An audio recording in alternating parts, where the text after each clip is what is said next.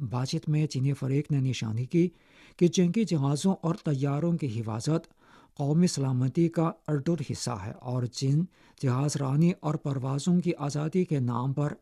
चीन की खुद मुख्तारी और सलामती को ख़तरे में डालने की सख्ती से मुखालिफत करता है।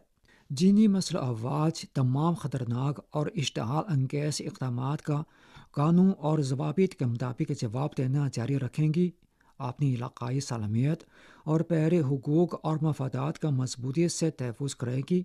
और इलाक़ाई अमन, इस्तेहकाम और खुशहाली का तहफ़्फ़ुज़ करेंगी। चीन के कौमी इदारा बराए शुमारियात और China federation of logistic and purchasing की जानिब से जारी करदा अदाद शुमार के मुताबिक